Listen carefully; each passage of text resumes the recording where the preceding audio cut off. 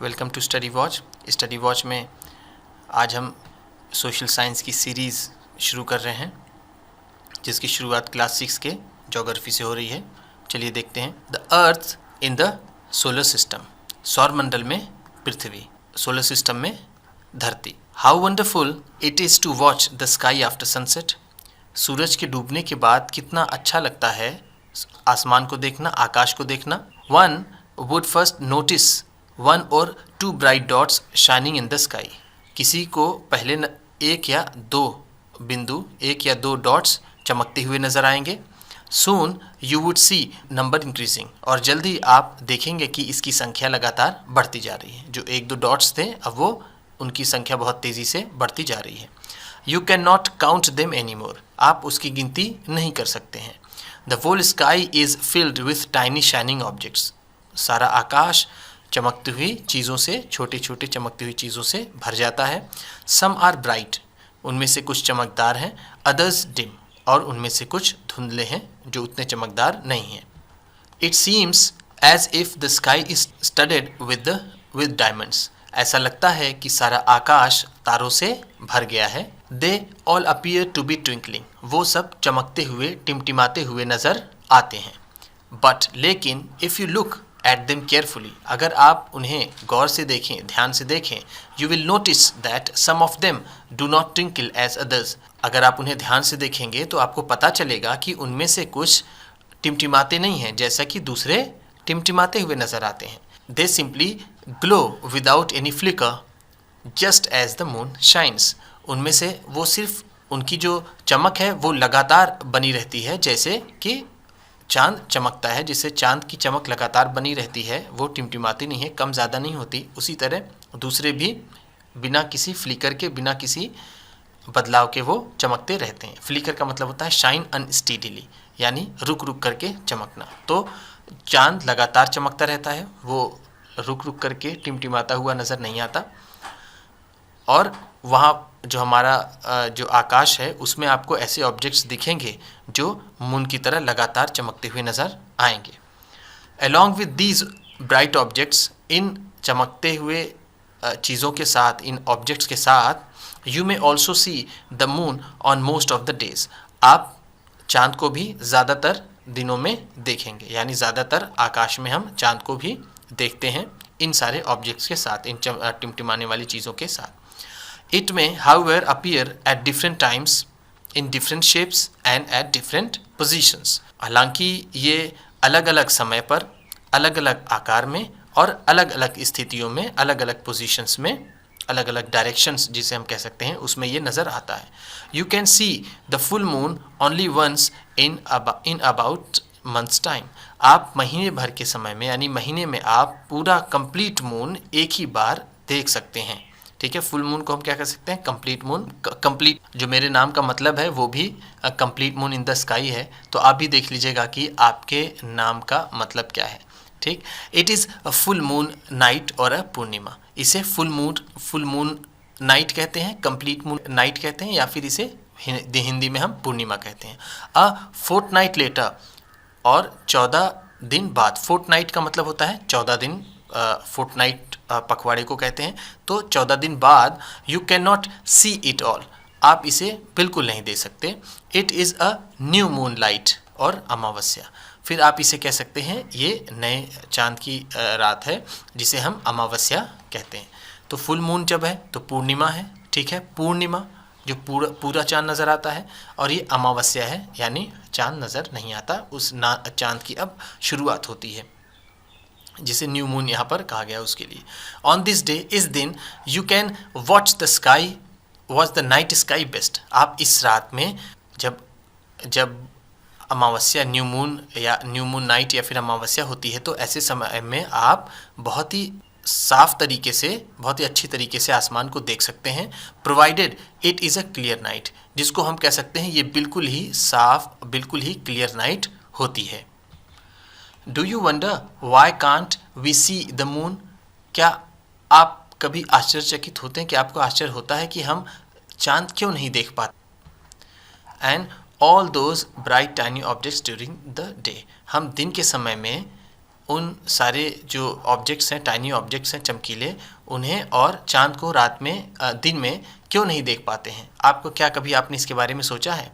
It is because the very bright light of the sun does not allow us to see all these bright objects of the night sky. ये सूरज की जो रोशनी होती है, वो बहुत चमकदार जो रोशनी होती है, वो अलाउ नहीं करती या वो देखने हमें नहीं देती है इन सारी चमकती हुई चीज़ों को जो हमें रात में नज़र आते हैं। तो ये दिन में भी होते हैं, ये जो शाइनिंग जो ब्राइट ऑब्जेक्ट्स हैं वो दिन में भी होते हैं, सूरज चांद दिन में भी होता है, लेकिन वो सूरज की रोशनी से छिप जाता है, वो हमें नज़र नहीं आता है। और ये रात जब सूरज ढल जाता है तो हमें बहुत आसानी से साफ साफ नाइट स्काई में ये चीज़ें नज़र आती हैं। The sun, the moon and all those objects shining in the night sky are called the celestial bodies. जो सूरज है, चांद और सारी चमकती हुई चीज़ें जो रात में आकाश में हमें रात में नज़र आती हैं चमकती हुई, उन्हें हम सेलेस्टियल बॉडीज़ कहते हैं। जितनी भी चीज़ें आपको ऊपर नज़र आती हैं आकाश में चमकती हुई, वो सारी चीज़ें क्या हैं? Celestial bodies. Some celestial bodies are very big and hot. कुछ सेलेस्टियल बॉडीज़ जो हैं, जो चमकती हुई आपको चीज़ें नज़र आती हैं, वो बहुत बड़ी और बहुत गर्म होती हैं। They are made up of gases. वो गैसों की बनी हुई होती हैं। They have their own heat and light. उनका अपना खुद का उनकी हीट होती है और उनकी रोशनी होती है। विच दे इमिट इन लार्ज अमाउंट्स। जिसे वो बहुत ही बड़े तादाद में बहुत ज़्यादा वो उसे इमिट करते हैं, उसे वो निकालते हैं, रिफ्लेक्ट करते निकालते हैं। These celestial bodies are called the stars. इन सेलेस्टियल बॉडीज़ को स्टार्स कहते हैं, तारे कहते हैं। The sun is the star. और सूरज भी एक तारा है, सूरज एक तारा है। ठीक है, तो यहाँ पर इस पैराग्राफ से हमने क्या समझा? पहले हम ऊपर की बात कर लेते हैं कि इस पैराग्राफ से हम क्या समझते हैं। हम ये समझते हैं कि जो हमने ये समझा कि जो चांद होता है वो अलग अलग समय पर अलग अलग दिशा में अलग अलग आकार से हमें वो महीने भर में नज़र आता है, और महीने भर में एक बार, ठीक है, वो एक बार सिर्फ पूरा मून कंप्लीट मून नज़र आता है एक बार सिर्फ। और उस रात को जब ये कंप्लीट मून पूरा मून अगर पूरा चांद आता है, उसे हम पूर्णिमा कहते हैं। और जब बिल्कुल चांद हमें नज़र नहीं आता, बिल्कुल अंधेरी रात होती है, तो उसे हम अमावस्या कहते हैं। और इसी रात को बहुत ही आकाश बहुत ही आसानी से देखा जा सकता है। अब इस पैराग्राफ में हमने क्या समझा? हमने ये समझा कि जो चमकती हुई चीज़ें आसमान में हमें रात में नज़र आती हैं, वो दिन में भी होती हैं, लेकिन वो सूरज की रोशनी से वो कवर हो जाती हैं, वो हमें नज़र नहीं आती हैं। ठीक, और जो जितनी भी चीज़ें, इस वाले पैराग्राफ से हम ये देखते हैं कि जितनी भी चीज़ें आसमान में चमकती हुई नज़र आती हैं, उन्हें हम सेलेस्टियल बॉडीज़ कहते हैं। और वो सेलेस्टियल बॉडीज़ जिनमें अपनी हीट, अपनी गर्मी होती है और अपनी ही रोशनी होती है, उन्हें स्टार्स कहते हैं। ठीक है, इनमें गर्मी और इसमें लाइट कहाँ से आती है? क्योंकि वो गैसेस के बने हुए होते हैं, इसलिए वो बहुत गर्म और बहुत बड़े होते हैं। वो बहुत गर्म और बहुत बड़े होते हैं, वो गैसों के बने हुए होते हैं। क्यों गर्म और बड़े होते हैं? क्योंकि वो गैसों के बने हुए होते हैं। ठीक है, मिक्सचर ऑफ गैसेस होती हैं, उससे बने हुए होते हैं। और जो लाइट इमिट करते हैं, जिनसे लाइट निकलती है और जिससे गर्मी निकलती है, आँच निकलती है, जिसको हम कह सकते हैं, उन्हें तारा कहते हैं। और सूरज भी इसी तरह का एक तारा है, क्योंकि उससे अपना प्रकाश होता है, उससे अपनी रोशनी होती है, उससे अपनी गर्मी होती है। ठीक, आगे देखते हैं। Countless twinkling stars in the sky in the night sky are similar to the sun. जो अनगिनत चमकती हुई जो तारे हैं रात में जो हमें नज़र आते हैं आसमान में, वो भी सूरज के समान है, वो भी सूरज जैसे हैं। बट लेकिन we do not feel their heat और लाइट। हम उनकी जो लाइट है, जो हीट है, उनकी जो आँच है और उनकी जो प्रकाश है, उसको हम महसूस नहीं कर पाते। एंड और दे लुक सो टाइनी, और वो इतने छोटे दिखते हैं, because they are very very far from us, क्योंकि वो हमसे बहुत ज़्यादा दूर हैं। तो हमने देखा कि जो चमकती हुई रात में जो चमकती हुई हमें ट्विंकलिंग स्टार्स नज़र आते हैं, वो भी सूरज के समान होते हैं, वो भी एक तरह से सूरज ही हैं, वो सूरज के समान होते हैं और उनकी हमें गर्मी और उनकी हमें आँच, उनकी रोशनी हमें क्यों नहीं मिल पाती है और वो इतने छोटे क्यों नज़र आते हैं? क्योंकि वो बहुत ज़्यादा छोटे हैं। ठीक है, जो तारा है, जो सूरज है, वो अगर आपको इतना बड़ा नज़र आता है तो यानी अगर जो इतना छोटा तारा नज़र आता है तो हम ये समझ सकते हैं कि ये हमसे थोड़ा सा करीब है इसके मुकाबले और ये बहुत दूर है, इसलिए हमें ये नज़र नहीं आता, ये बहुत छोटा लगता है और इसकी गर्मी और इसकी आँच हम तक नहीं पहुँच पाती है। और सूरज कि थोड़ा करीब होने के मुकाबले, इसके मुकाबले थोड़ा करीब होने की वजह से हमें सूरज की गर्मी और सूरज का प्रकाश मिल पाता है। ठीक, you must have notice that all objects look smaller when you see them when seen from a distance. आपने देखा होगा, आपने ध्यान दिया होगा कि वो चीज़ें छोटी दिखती हैं अगर हम उन्हें दूर से देखें तो, अगर चीज़ें दूर से देखी जाएँ तो वो हमें छोटी नज़र आती हैं। How small an aeroplane looks when it is flying at a great height. जब कितनी छोटी हमें ये प्लेन नज़र आती है जब हम इसे देखते हैं, जब ये बहुत ऊंचाई पर उड़ती है तो ये हमें कितनी छोटी नज़र आती है। While watching the night sky you may notice various patterns formed by different groups of stars. जब हम रात को आसमान देख रहे हों तो आप अलग अलग पैटर्न्स देख सकते हैं जो तारों द्वारा बनाए गए होते हैं अलग अलग रूप में, यानी जो उनका पैटर्न है, जो जिधर उनका जो बिखराव है उसको हम देख सकते हैं। दीज आर कॉल्ड द कंस्टलेशंस, इन्हें हम कंस्टलेशंस कहते हैं। ठीक है, कंस्टलेशन मतलब तारों का समूह अगर हम कहें तो उसे कहते हैं कंस्टलेशंस। Ursa Major or a big bear is one such constellation. Ursa Major या फिर बिग बियर, ठीक है, इसी तरह का एक कंस्टलेशन है, यानी इसी तरह का एक ग्रुप ऑफ स्टार्स है। One of the most easily recognizable constellations is सप्तऋषि। सप्त सेवन, सप्त का मतलब सेवन, ऋषि का मतलब सेजेस, तो सात इसी तरह से और आसानी से पहचाना जाने वाला जो कंस्टलेशन है, जो स्टार ग्रुप ऑफ स्टार्स है, वो क्या है? सप्तऋषि है। हमने देखा कि एक बिग बियर या फिर अर्सा मेजर है वो, और दूसरा कौन सा है? सप्तऋषि है, 7 स्टार्स है। ठीक है, it is a group of 7 stars.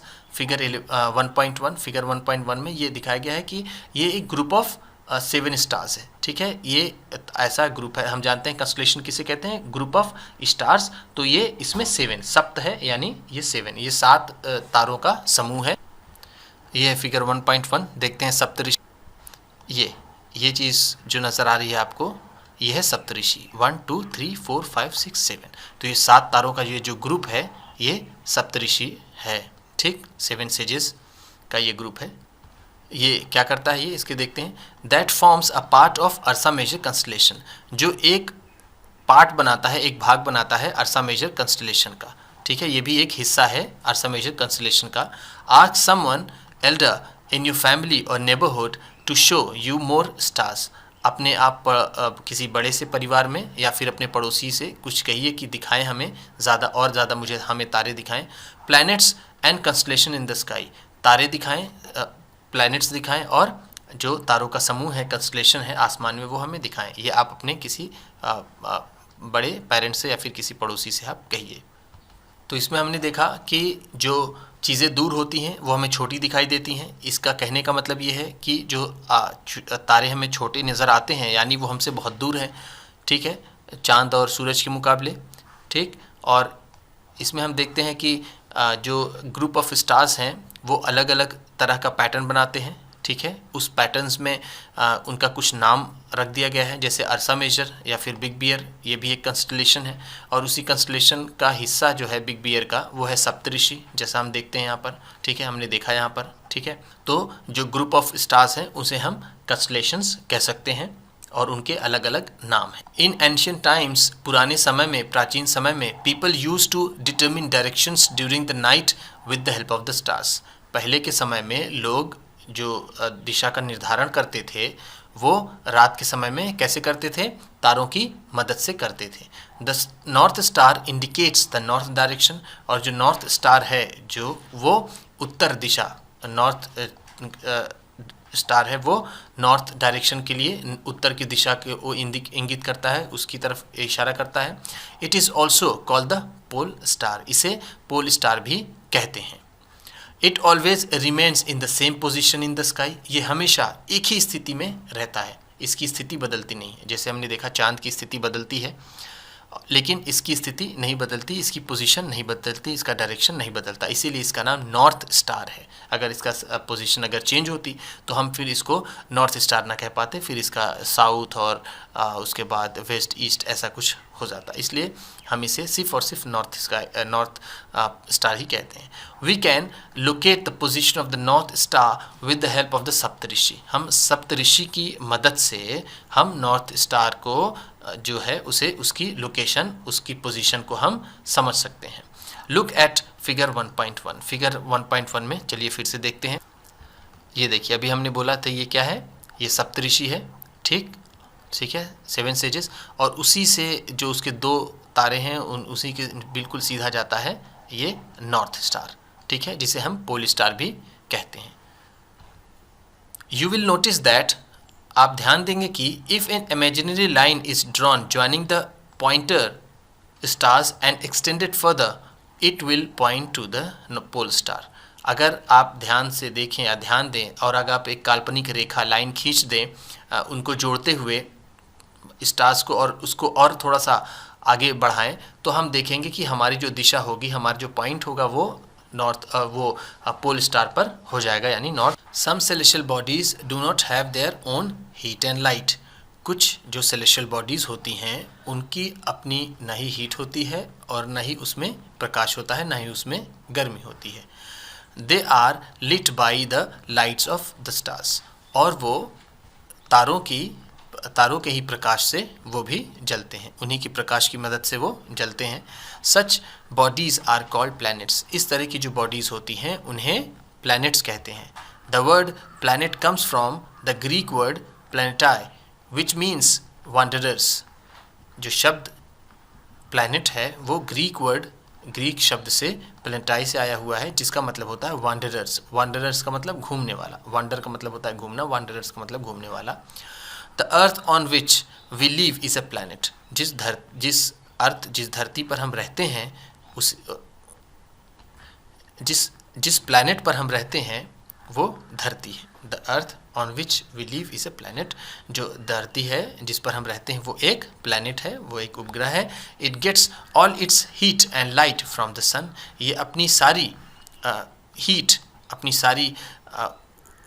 Heat जो गर्मी है और जो सारा प्रकाश है वो इसे कहाँ से प्राप्त होता है, सूरज से प्राप्त होता है। ये सूरज से ही अपनी गर्मी और लाइट लेती है। Which is our nearest star. जो हमारा सबसे करीबी तारा है। सबसे करीबी तारा हमारा क्या है, सन, और उसी से हमारी धरती को क्या मिलता है, हीट मिलती है और लाइट मिलती है। If we look at the earth from a great distance, अगर हम बहुत दूर से धरती को देखें, से द मून, मान लीजिए कि चांद से, it will appear to be shining just as the moon. ये भी हमें वैसे ही चमकता हुआ नज़र आएगा जैसे कि हमें चांद नज़र आता है, ठीक। अगर हम इसे दूर से देखते हैं तो ऐसे ही। तो इसमें हमने देखा कि जो कुछ बॉडीज़ ऐसी होती हैं पहले हमने पढ़ा कि कुछ सेलेस्टियल बॉडीज़ ऐसी होती हैं जिनमें अपना ही प्रकाश और अपनी आँच होती है, उसे हम स्टार्स कहते हैं। और कुछ बॉडी जिसमें अपना प्रकाश और अपनी आँच नहीं होती, अपनी गर्मी नहीं होती, उसे हम प्लैनेट कहते हैं, ठीक। जो प्लैनेट शब्द है वो प्लैनेटाई ग्रीक वर्ड है, उससे आया है, जिसका मतलब वांडरर्स होता है। जैसे मैंने बताया वांडरर्स का मतलब घूमने वाला, ठीक। और जो धरती है हमारी उसे वो प्रकाश और अपनी गर्मी सूरज से लेती है, जो हमारा सबसे करीबी तारा है। और अगर हम धरती को बहुत दूर से देखेंगे तो वो मान लीजिए कि चांद से, तो हमें भी वो चांद की तरह चमकती हुई नज़र आएगी। The moon that we see in the sky is a satellite. जो हम चांद देखते हैं आकाश में वो एक सैटेलाइट है। इट इज़ माफ़ कीजिएगा, मैंने यहाँ पर प्लैनेट्स को उपग्रह बोल दिया था। उपग्रह का मतलब सैटेलाइट होता है और ग्रह का मतलब होता है प्लैनेट्स, जी हिंदी में। चलिए, the moon that we see in the sky is a satellite. जो हम चांद आसमान में देखते हैं वो एक सैटेलाइट है। It is a companion of our earth. ये हमारे धरती का साथी है। एंड मूव्स अराउंड इट, और ये इसके चारों ओर चक्कर लगाता है। लाइक आवर अर्थ, जैसे हमारी धरती। There are 7 other planets that get heat and light from the sun, और 7 और दूसरे प्लैनेट्स हैं जो गर्मी और जो हीट और लाइट सूरज से लेते हैं। Some of them have their own moon too, और उनमें से कुछ के चांद भी हैं। जैसे हमारी धरती का चांद क्या है, जैसे मून जिसे हम देखते हैं, हमारा जो धरती प्लैनेट है हमारा, उसका एक उसका सैटेलाइट है, वो क्या है, मून। इसी तरह जो दूसरे 7 और अलग अलग प्लैनेट्स हैं उनके भी अपने अपने चांद हैं, उनमें से कुछ के अपने चांद हैं। चलिए इंटरेस्टिंग फैक्ट्स देख लेते हैं। ये बहुत ही इंपॉर्टेंट होता है। अगर आप ये इस तरह के जो ब्रैकेट कोने में किनारे में दिया हुआ होता है, ये बहुत ज़रूरी होता है, इससे क्वेश्चंस बनते हैं। अगर इसे आप समझें तो पूरे चैप्टर का एक तरह से निचोड़ इस साइड में होता है। तो देखते हैं, Jupiter, Saturn and Uranus have the rings around them. जो जुपिटर होता है, जो प्लैनेट्स हैं उनमें से ही ये हैं। अभी इसके आगे हम लोग देखेंगे। जो जुपिटर है, सैटर्न है और जो यूरेनस है, इसकी रिंग होते हैं इसके पास। These are belts of small debris. ये जो रिंग्स हैं वो क्या हैं, वो बेल्ट्स हैं, ठीक है, स्मॉल डिब्रीज के, जो टूटे फूटे जो डिब्रीज हैं, जो मलबा है, उसके ये बेल्ट होते हैं। दीज रिंग्स में be seen from the earth with the help of the powerful telescope. बहुत पावरफुल टेलीस्कोप से ये चीज़ें, ये जो रिंग है उसे धरती से भी देखा जा सकता है। चलिए, द सोलर सिस्टम। अब हम चलते हैं सौरमंडल की तरफ, सोलर सिस्टम की तरफ। द सन, 8 प्लैनेट्स हमने देखा था यहाँ पर, धरती एंड 7 + 1 8, ठीक। तो द सन, 8 प्लैनेट्स, सूरज और 8 ग्रह, satellites and other some other celestial bodies known as asteroids and meteoroids form solar system. जो सूरज है और 8 जो प्लैनेट्स हैं, वो सैटेलाइट्स और कुछ दूसरे सेलेस्टियल बॉडीज़, जैसे जिन्हें हम एस्ट्रॉइड्स और मेट्रॉइड्स कहते हैं, वो सोलर सिस्टम्स बनाते हैं। यानी इन लोगों की यही सारी चीज़ें मिल करके सोलर सिस्टम बनाती हैं। We often call it a solar family. हम अक्सर इसे सोलर परिवार कहते हैं, सौर परिवार कहते हैं, सोलर फैमिली कहते हैं। With sun as its head. जो सूरज है वो इस परिवार का मुखिया है, वो हेड है। द सन, चलिए देखते हैं, सूरज के बारे में पढ़ते हैं। The sun is in the centre of the solar system. जो सूरज है वो सोलर सिस्टम के बिल्कुल बीच में है, केंद्र में है। It is huge and made up of extremely hot gases. ये बड़ा और ये बहुत ही गर्म गैसों से बना हुआ है। एक्सट्रीमली हॉट गैसेस, बहुत ही गर्म गैसों से बना हुआ है। It provides the pulling force that binds the solar system. ये हमें, ये जो गैसेस हैं, ये हॉट गैसेस हैं, वो क्या प्रोवाइड करती हैं, ये पुलिंग फोर्स देती हैं, ठीक है, जो पूरे सोलर सिस्टम को बांधे रखता है। The sun is the ultimate source of heat and light for the solar system. और सोलर सिस्टम का जो हीट और लाइट का ये एकमात्र और एकदम बिल्कुल एक ही सोर्स है, क्योंकि सारे जितने भी सोलर सिस्टम के और दूसरे जो मेंबर हैं, अगर फैमिली है तो मेंबर हैं, तो जैसे एस्ट्रॉइड हो गया, मेट्रॉइड हो गया, प्लैनेट्स हो गए और सैटेलाइट्स हो गए, तो उनको सारी चीज़ों, जितने भी ये सेलेस्टियल बॉडीज़ हैं, ये सारी जिनको भी मैंने बताया, उन्हें हीट और लाइट सिर्फ और सिर्फ कहाँ से मिलती है, सूरज से ही मिलती है। बट लेकिन that tremendous heat is not felt so much by us because despite being our nearest star, it is far away from us. ये जो इसकी बहुत ज़्यादा जो गर्मी है, ट्रिमेंडस हीट है, वो हम उसे महसूस नहीं कर पाते हैं, उतनी ज़्यादा हम उसे महसूस नहीं कर पाते हैं। ये नियरेस्ट स्टार होने के बावजूद भी, सबसे करीबी तारा होने के बावजूद भी हम इसकी गर्मी को उतना महसूस नहीं कर पाते हैं, क्योंकि it is far away from us, क्योंकि हमसे बहुत दूर है। नियरेस्ट स्टार ज़रूर है और दूसरे स्टार्स की तुलना में ये नियरेस्ट है, लेकिन ये भी फिर भी बहुत दूर है। The sun is about 150 million kilometre away from the earth. जो सूरज है वो 150 मिलियन किलोमीटर हमारी धरती से दूर है। 150 मिलियन का मतलब कितने किलोमीटर हो जाएगा अगर हम इसको मिलियन हटा करके देखें तो? आई थिंक 15 करोड़, ठीक है ना, 15 करोड़ किलोमीटर हमारी धरती से ये है। डू यू नो, क्या आपको पता है, Sol in the Roman mythology is the sun god. जो सोल है रोमन मैथोलॉजी में वो एक सूर्य के भगवान है। Solar means related to the sun. Solar का मतलब क्या है? जो सूरज से रिलेटेड हो। अब इसके बारे में आपको एक बात बताएंगे। The family of the sun is therefore called the solar system. इसलिए जो सूरज की जो फैमिली है वो क्या कहलाती है? जो सूरज का परिवार है वो क्या कहलाता है? सोलर सिस्टम कहलाता है। Write down as many words using the word solar on your own as you can. आप जितने ज़्यादा वर्ड इस्तेमाल कर सकते हैं, लिख सकते हैं, उसको लिखिए। सोलर जिसमें हो, ठीक है, उसमें आप लिखिए। जैसे सोलर पावर और इस तरह से वर्ड जितने भी आपको हों, जितने याद आ रहे हैं आप उसे लिखिए। तो जब ये बात है रिलेटेड टू द सन, जो सोलर मीन्स बताया गया है रिलेटेड टू द सन, तो हम इसको इंग्लिश में अगर देखें तो जो सन है, सन ये नाउन है, ठीक है, और सोलर देखिएगा आप तो ये आएगा एडजेक्टिव में। इसी तरह मून, ठीक है, मून क्या है? नाउन है। और जो ल्यूनर होता है, ठीक है ना, ल्यूनर उसका वो चांद, वो जैसे सोलर सन किससे सन और मून है, वैसे ही सोलर और ल्यूनर होता है, ठीक है, वो उसका एडजेक्टिव होता है। तो रिलेटेड टू द सन यानी हम इसको इंग्लिश के हिसाब से एडजेक्टिव इसका कह सकते हैं। चलिए आगे देखते हैं। प्लैनेट्स के बारे में देखते हैं। अभी हमने स्टार्स के सन के बारे में देखा जो एक स्टार है, और अब देखते हैं प्लैनेट्स के बारे में। There are 8 planets in our solar system. हमारे सोलर सिस्टम में कितने प्लैनेट्स हैं? 8 प्लैनेट्स हैं। In order of their distance from the sun, उनके सूरज की दूरी के हिसाब से, सूरज की दूरी के हिसाब से उनका जो ऑर्डर है वो वो हैं mercury, Venus, earth, Mars, Jupiter, Saturn, Uranus and Neptune. ये उनके ऑर्डर में है। जो सूरज के सबसे करीब है वो है मरकरी, उसके बाद है वीनस, उसके बाद अर्थ, मार्स, जुपिटर, इस तरह से है। An easy way to memorise the number of planets in order of their distance from the sun is, जो उनका सूरज से उनकी जो दूरी है उस तरीके से इसे याद करने का जो तरीका है प्लैनेट्स के, वो इस तरह से है। My very efficient mother just served us nuts.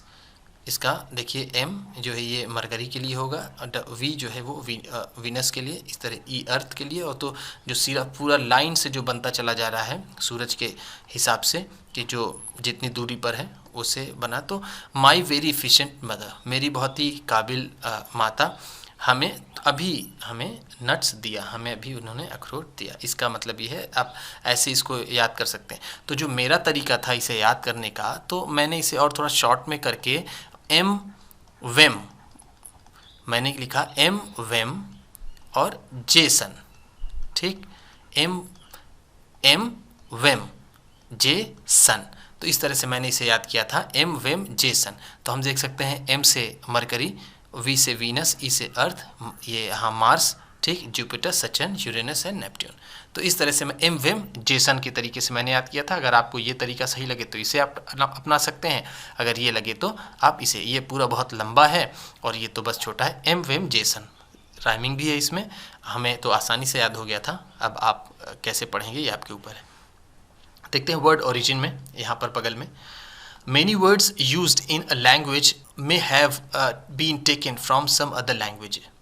जो बहुत से शब्द जो भाषा में इस्तेमाल किए जाते हैं वो दूसरे भाषाओं से लिए जाते हैं। जैसे ज्योग्राफी फॉर एग्जांपल, उदाहरण के लिए जैसे ज्योग्राफी के लेते हैं, इज़ एन इंग्लिश वर्ड, ये एक अंग्रेज़ी का वर्ड है। It has its origin in Greek, इसका जो ओरिजिन है, इसकी जो बेस है, इसका जो रूट है वो कहाँ पर है? ग्रीक में है। Which relates to the description of the earth, जिसका मतलब जिसका संबंध डिस्क्रिप्शन ऑफ अर्थ से है, यानी धरती के वर्णन से है, धरती के बारे में है। It is made of 2 Greek words, ये 2 ग्रीक शब्दों से बना है। जी मीनिंग अर्थ, जी का मतलब क्या है? अर्थ, एंड ग्राफिया मीनिंग राइटिंग, ग्राफिया का मतलब राइटिंग। तो जियोग्राफी यानी ज़मीन की ज़मीन के बारे में लिखना, ऐसा कह सकते हैं। Find out more about the earth, चलिए आइए धरती के बारे में जानते हैं। ये देखिए जियो, ठीक, जियो मीन्स हमने क्या देखा? अर्थ, ठीक। अब ये लॉजिया से बना हुआ है, स्टडी ऑफ अर्थ। जियोलॉजी का मतलब स्टडी ऑफ अर्थ। जियोमेट्री, मिट्री किससे बना है? मिट्रिया से। मेजरमेंट ऑफ द अर्थ, अर्थ की मेजरमेंट से। और ये जॉइड, ठीक है, जॉइड क्या है? रिजेंबलिंग द शेप और द फॉर्म ऑफ अर्थ, जो एक जैसे जिसका शेप धरती जैसा हो, ठीक है, उसे हम जॉइड कहते हैं। ठीक, all 8 planets of the solar system move around the sun in a fix paths. जो 8 प्लैनेट हैं सोलर सिस्टम के, वो सूरज के एक फिक्स्ड पाथ में, एक फिक्स्ड रास्ते में वो चक्कर लगाते हैं, घूमते हैं। These paths are elongated. ये जो पाथ है वो एलोंगेटेड है, वो लंबा करके ऐसा पाथ बना हुआ है। They are called orbits. इन्हें ऑर्बिट्स कहते हैं, ठीक है, जिसमें वो घूमते हैं, वो उसे एलोंगेटेड पाथ है वो इस तरह से, और उन्हें ऑर्बिट्स कहते हैं। Mercury is the nearest to the sun. Mercury जो है वो सबसे सूरज के सबसे करीब है। It takes only about 88 days to complete 1 round along its orbit. ये सबसे करीब है और इसमें सिर्फ 28 दिन लगते हैं मरकरी को अपना पूरा एक राउंड लेने के लिए अपने ऑर्बिट में, अपना चक्कर, यानी सूरज का जो सूरज का जो सूर्य का चक्कर लगाने के लिए उसे 88 दिन लगते हैं सिर्फ। Venus is considered as earth twin. जो वीनस है, जिसे बुध कहते हैं, वो जुड़वा बहन कहलाती है धरती की, अर्थ ट्विन, बिकॉज क्योंकि its size and shape are very much similar to that of the earth. क्योंकि जो वीनस का जो शेप और जो साइज़ है इसका, वो बहुत ही सिमिलर है, बहुत धरती से बहुत मिलता जुलता है, इसलिए इसे ट्विन्स भी कहते हैं। तो मैं जो अभी जब हमने शुरू में कहा था कि ये जो सारे ये जो चैप्टर है और ये जो सीरीज़ है ये बहुत इम्पॉर्टेंट है, ना ही सिर्फ उन स्टूडेंट्स के लिए जो अभी स्कूल में हैं, जो क्लास 6, 7, 8 में हैं, और उन सारे स्टूडेंट्स के लिए भी जो अभी गवर्नमेंट जॉब की प्रिपरेशन कर रहे हैं। तो इस तरह से देखिए क्वेश्चन बन सकता है, which the planet is called the earth twin. तो इस तरह से ही क्वेश्चंस आते हैं। तो हम इसको अगर बहुत ही डीपली और ध्यान से पढ़ेंगे तो हमारे क्वेश्चंस गलत नहीं होंगे, और हमें फिर ये जो टेंशन होगी सोशल साइंस की वो बिल्कुल दूर हो जाएगी अगर हम इसे ध्यान से पढ़ते हैं तो। ठीक है, चलिए आगे देखते हैं। टिल रिसेंटली अगस्त 2006, अभी हाल ही में अगस्त 2006 में, Pluto was also considered a planet. जो प्लूटो था उसे भी क्या माना जाता था, एक प्लैनेट माना जाता था। कब तक, 2016 तक। हाउएवर, लेकिन in a meeting of the International Astronomical Union, जो इंटरनेशनल एस्ट्रोनॉमिकल यूनियन की जो मीटिंग हुई उसमें अ डिसीजन वाज टेकन, एक फैसला लिया गया, that Pluto like other celestial objects series 2003 UB313 discovered in recent past may be called the dwarf planets.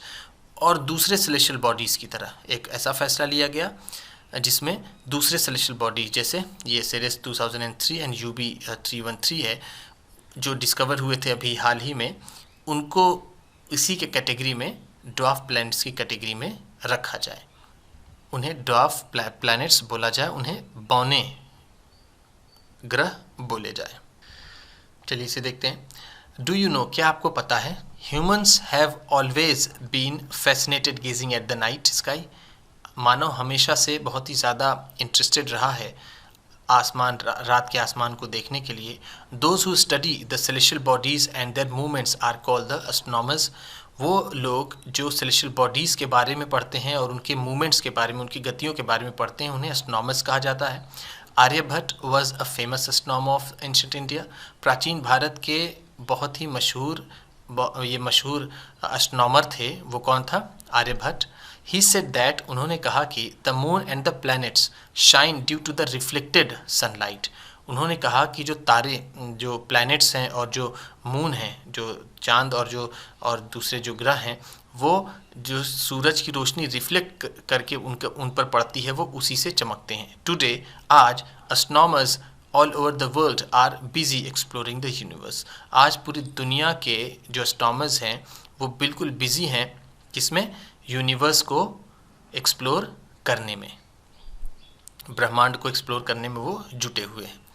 देखिए, अगर हम इसको ऐसे, तो इसको पढ़ना तब चाहिए जब ये पूरा जो राइट साइड का जो पोर्शन उसे कंप्लीट करने के बाद इसे पढ़ना चाहिए, क्योंकि कुछ एलिमेंट इसमें आते हैं, लेकिन कहीं मिस ना हो जाए, भूल ना जाए, इसलिए हम इसको पहले ही पढ़ देते हैं। उसको आप अपने समझ के हिसाब से उसे एडजस्ट कर लीजिए।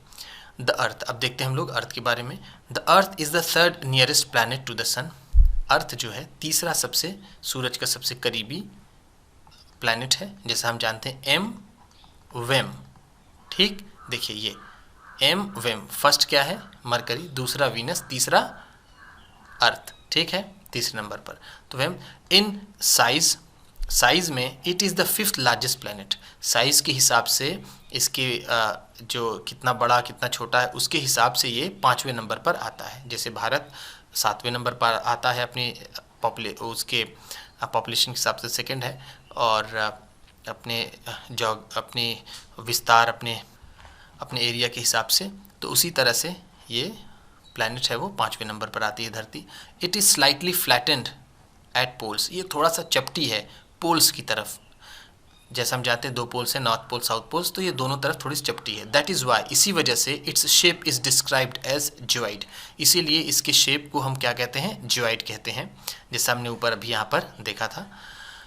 ज्योइड means an Earth like shape. Geoid का मतलब क्या होता है, एक अर्थ लाइक शेप, धरती जैसी बनावट। जैसे ओवल होता है अंडे जैसी बनावट, उसी तरह ये ज्योइड होता है धरती जैसी बनावट। Conditions favourable to support life are probably found only on the earth. जो स्थितियाँ फेवरेबल हैं जीवन को जीने के लिए, जीवन को सपोर्ट करने के लिए, वो संभवतः सिर्फ और सिर्फ किस पर, धरती पर ही पाई जाती हैं। The earth is neither too hot not too cold. जो धरती है ना ही वो बहुत ज़्यादा गर्म है और ना ही बहुत ज़्यादा ठंडी है। It has water and air, यहाँ पर इस पर पानी है और हवा है। Which are very essential for our survival, जो हमें जीवित रखने के लिए, हमारे जीवन के लिए बहुत ही ज़्यादा इम्पॉर्टेंट है।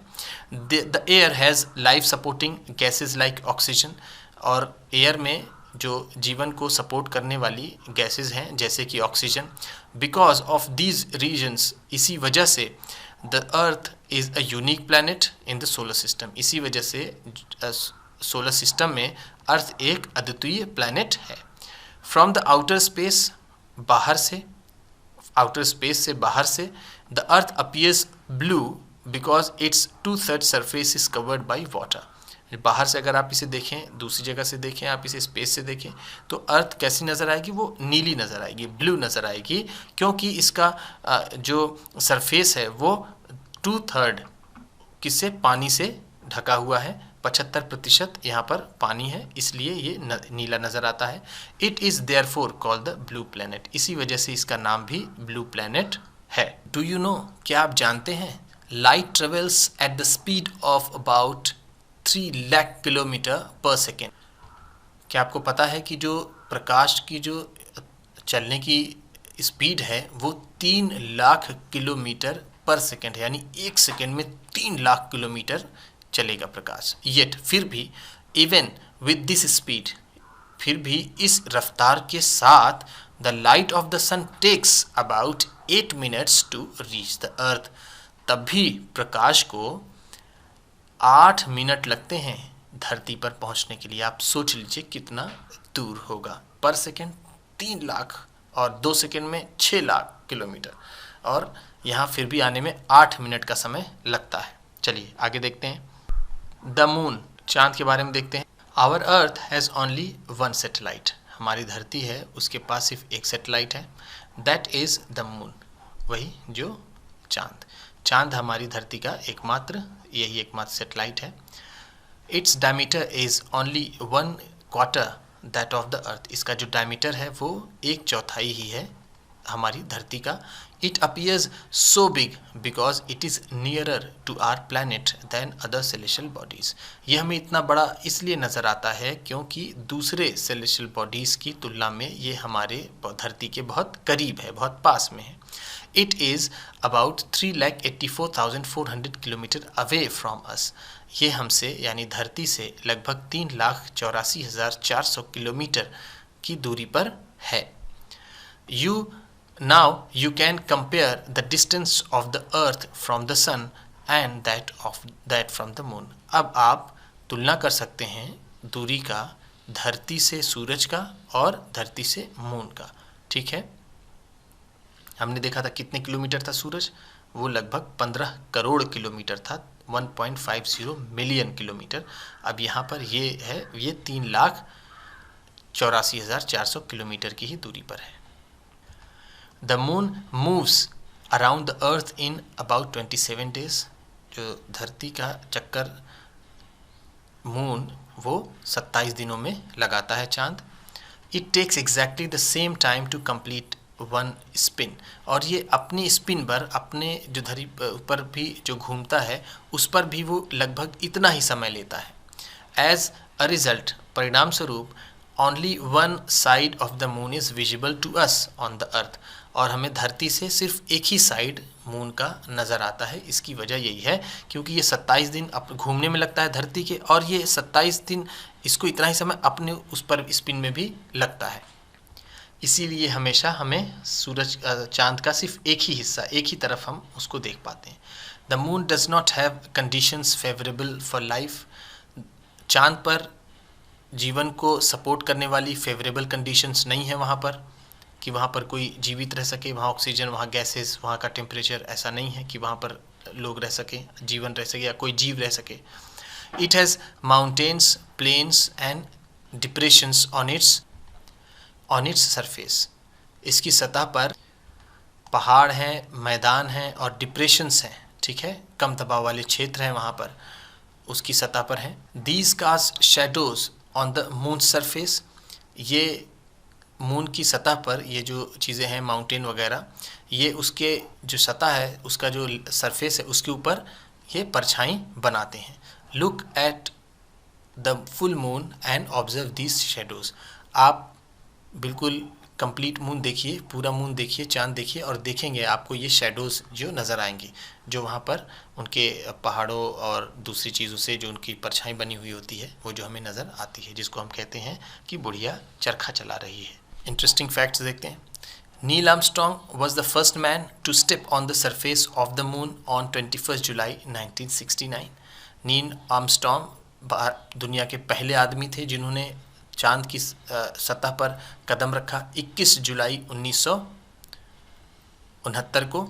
Find out whether any Indians have landed on the moon, चलिए पता करिए कि कोई भारतीय भी उस पर लैंड किया था, धरती पर चांद की सतह पर कोई भारतीय भी पहुंचा था। चलिए उसके बारे में पता करते हैं।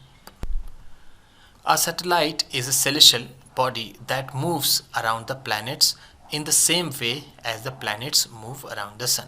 जो सैटेलाइट्स होती हैं, जैसे जो धरती है, जो अर्थ है, अर्थ की सैटेलाइट मून है, तो जो सैटेलाइट है वो एक सेलेस्टियल बॉडी है, ठीक है, वो भी एक सेलेस्टियल बॉडी है जो प्लैनेट्स के चारों ओर चक्कर लगाती है, जैसे प्लैनेट सूरज के चारों ओर चक्कर लगाता है उसी तरह, ठीक है। यानी सबसे बड़ा बॉस ये, उससे छोटा ये, उससे छोटा ये, तो ये इसके ऊपर इसके चारों ओर चक्कर लगाता है और ये इसके ऊपर इसके चक्कर लगाता है, ठीक। अ ह्यूमन मेड सेटेलाइट, जो मानव निर्मित सेटेलाइट है वो, इज़ एन आर्टिफिशियल बॉडी, ये एक कृत्रिम बॉडी है जिसे आदमी बनाते हैं, मानव बनाता है। It is design by the scientist to gather information about the universe और द फॉर कम्युनिकेशन, इसे वैज्ञानिकों द्वारा बनाया जाता है सूचना प्राप्त करने के लिए, ब्रह्मांड की, यूनिवर्स की, और कम्युनिकेशन के लिए। और it is carried bye a rocket, इसे रॉकेट द्वारा ले जाया जाता है। And placed in the orbit around the earth, और इसे धरती के ऑर्बिट में रख दिया जाता है, पहुंचा दिया जाता है। Some of the Indian satellites in space are, जो कुछ स्पेस में, अंतरिक्ष में जो भारत की कुछ सैटेलाइट्स हैं वो हैं इनसैट, IRS और एडूसैट एक्सेट्रा। ये सारी सैटेलाइट्स हैं जो मानव निर्मित हैं, साइंटिस्ट द्वारा बनाई गई हैं, जिनका काम है इंफॉर्मेशन लेना यूनिवर्स के बारे में और कम्युनिकेशन के बारे में हमें डेटा मिलता है। What do animals and plants require in order to grow and survive, animals और प्लांट्स को किस चीज़ की ज़रूरत होती है सर्वाइव करने के लिए, बढ़ने के लिए। तो हम ये फिगर 1.4 में देखते हैं, ह्यूमन मेड सेटेलाइट, ठीक है, ये फिगर 1.4 ह्यूमन मेड सेटेलाइट है। ये रॉकेट लॉन्च हुई, ठीक है, rocket has falls back to the, ये यहाँ से गिर गई, रॉकेट नीचे चली गई और ये सेटेलाइट ऑर्बिट में आ गया, ठीक। एस्ट्रॉइड्स के बारे में देखते हैं। Apart from stars, planets and satellites, satellite से, प्लांट से और तारों से इतर, थोड़ा सा तारों से अलग, there are numerous tiny bodies which also move around the sun. और भी बहुत सारी छोटी छोटी बॉडीज़ हैं, बहुत ढेर सारी, जो सूरज के चारों ओर चक्कर लगाती हैं। These bodies are called asteroids, इन्हें एस्ट्रॉइड्स कहते हैं। They are found between the orbit of Mars and Jupiter, figure 1.2। ये कहाँ पाई जाती हैं? ये मार्स और जुपिटर के बीच में पाई जाती हैं, जो फिगर 1.2 में दिखाया गया है। अभी इसको देखेंगे। Scientist are of the view that asteroids are a part of the planet which exploded many years back। Scientist का मानना ये है, उनका ये व्यू है कि जो एस्ट्रॉइड्स हैं वो प्लैनेट्स के, माफ़ कीजिएगा, प्लैनेट्स के ये हिस्सा है, उन्हीं का एक पार्ट है, जो बहुत कई साल पहले, बहुत वर्षों पहले, बहुत साल पहले ये एक्सप्लोड हो गया है, जो विस्फोट हो गया है प्लैनेट्स का। ये उसी के टुकड़े, उसी की डिब्रीज हैं, उसी का मलबा है, ऐसा मानना है वैज्ञानिकों का एस्ट्रॉइड के बारे में। फिगर 1.2 देख लेते हैं। यह फिगर 1.2, इसे हम बाद में सीधा सीधा देखेंगे। अभी देख लेते हैं कि ये सन है, सूरज, और ये एस्ट्रॉइड बेल्ट है। ठीक है, ये एस्ट्रॉइड है और ये किसके बीच में है? देखिए, जो बताया गया था अभी, मार्स, और ये है जुपिटर। ये दोनों के बीच में ये है एस्ट्रॉइड, जिसको वैज्ञानिकों का मानना है कि ये प्लैनेट्स के ही पार्ट हैं, जो एक्सप्लोड हो गए हैं प्लैनेट्स, उसके ही ये पार्ट हैं, उसकी ही ये डिब्रीज हैं। ये इस तरह से ये दिखाया गया। तो ये चीज़ है एस्ट्रॉइड्स। ठीक, ये एस्ट्रॉइड्स 1.5 में देख सकते हैं इसको हम थोड़ा क्लियरली। ठीक है, मेटेरॉइड्स, मेटेरॉइड्स के बारे में देख। Small pieces of rocks which move around the sun are called the meteoroids. जो चट्टान के छोटे छोटे टुकड़े होते हैं, जो सूरज के चारों ओर चक्कर लगाते हैं, उन्हें मेटेरॉइड्स कहते हैं। Sometimes these meteoroids come near the earth. कभी कभी ये मेटेरॉइड्स क्या होते हैं? धरती के पास आ जाते हैं। And tend to drop upon it, और ये इस पर गिर जाते हैं, धरती पर गिर जाते हैं। ड्यूरिंग दिस प्रोसेस, इस प्रक्रिया के दौरान, due to the friction with the air, हवा से रगड़ने पर, दे गेट हीटेड, वो गर्म हो जाते हैं, हीटेड अप एंड बर्न, वो गर्म हो जाते हैं और जलने लगते हैं। It causes a flash of light, इसमें एक लाइट निकलती है, फ्लैश ऑफ लाइट निकलती है। समटाइम्स, कभी कभी, a meteor without being completely burn falls on the earth creates a hollow। कभी कभी क्या होता है, जो मेटेरॉइड्स होता है वो पूरी तरीके से नहीं जला हुआ होता है और धरती पर गिर जाता है और यहाँ पर गड्ढा कर देता है, हॉलो कर देता है। Do you see a whitish broad band? क्या आप एक वाइटिश लंबी सी बैंड देखते हैं? Like a white glowing path across the sky on a clear starry night. कभी आपने जो ग्लोइंग पाथ है, चमकता हुआ, it is a cluster of millions of stars. ये क्या है? ये क्लस्टर है, ये ग्रुप है लाखों तारों का। This band is milky Way Galaxy, figure 1.6। और ये जो बैंड है वो मिल्की वे गैलेक्सी है, जो फिगर 1.6 में है। अभी इसको देखेंगे। Our solar system is a part of this galaxy, हमारा जो सोलर सिस्टम है वो इसी गैलेक्सी का हिस्सा है। इन एंशियंट टाइम्स, प्राचीन, इन एंशियंट इंडिया, प्राचीन भारत में, it was imagine to be a river of light flowing in the sky. ऐसा माना जाता था, ऐसी कल्पना की जाती थी कि एक नदी जो आकाश में एक प्रकाश की नदी बह रही है, ऐसा लोग मानते थे, ऐसी वो कल्पना करते थे। 10, इसलिए इस तरह it was named Akash Ganga, इसलिए इसका नाम आकाश गंगा पड़ा। A galaxy is a huge system of billions of stars and clouds of dust and gases. और जो गैलेक्सी होती है वो एक पूरी पद्धति, एक सिस्टम होता है पूरा, किसका? बिलियंस ऑफ स्टार्स का। ठीक है, अरबों तारों का एक सिस्टम होता है पूरा, और उसमें क्या, क्लाउड्स भी होते हैं, क्लाउड्स ऑफ डस्ट, यानी धूल के बहुत बड़े बादल होते हैं, और उसमें गैसेस होती हैं, तो वो गैलेक्सी उससे बनती हैं। उसमें बिलियंस ऑफ स्टार्स, आप इसकी कल्पना कर सकते हैं कितना बड़ा होता होगा। There are millions of such galaxies that make the universe. और इस तरह की मिलियंस ऑफ गैलेक्सीज हैं जो यूनिवर्स यानी ब्रह्मांड का निर्माण करती हैं। पहले तो बिलियंस ऑफ स्टार्स से गैलेक्सी बनी, और उसके बाद यूनिवर्स में millions of galaxies. It is difficult to imagine how big the universe is. इसको कल्पना करना कठिन है कि कितना बड़ा हमारा यूनिवर्स ब्रह्मांड है, इसकी कल्पना भी बहुत मुश्किल है। Scientist are still trying to find out more and more about it. और जो वैज्ञानिक हैं इसके बारे में वो लगातार कोशिशें कर रहे हैं जानने के लिए इसके बारे में, यूनिवर्स के बारे में। We are not certain about its size, but we know that all of us and you and I belong to this universe. हम निश्चित नहीं हैं इसके साइज़ के, इसके आकार के बारे में कि ये कितनी बड़ी है कितनी छोटी है, ऐसा हम नहीं कह सकते, लेकिन हम इतना ज़रूर जानते हैं, ऑल ऑफ अस, हम सभी, आप और हम इस यूनिवर्स के एक हिस्सा हैं, हम इसी को बिलोंग करते हैं। ये फिगर 1.6 मिल्की वे, ये आपको जो दिख रहा है, ठीक है, एक तरह से ये पूरा, ठीक, जो ब्रॉड बैंड ऑफ लाइट है, ये सारी चीज़ें, ये है मिल्की वे।